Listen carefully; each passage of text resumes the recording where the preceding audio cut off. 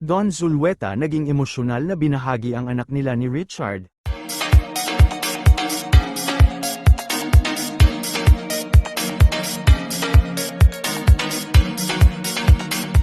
Sa isang eksklusibong panayam, emosyonal na binunyag ni Don Zulueta ang pagkakaroon nila ng anak ni Richard Gomez.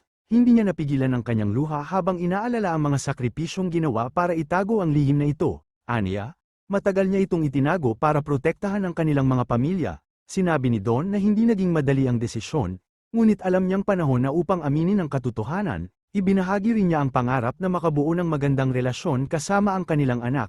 Malaki ang suporta ng kanyang pamilya sa naging desisyon niyang magpakatotoo. Maraming tagahanga ang bumilib sa kanyang katapangan sa kabila ng kontrobersya. Ngayon, hinihintay ng publiko ang susunod na hakbang ng dating magkasintahan. And this are chika for today mga ka-showbiz, sana nag-enjoy kayo.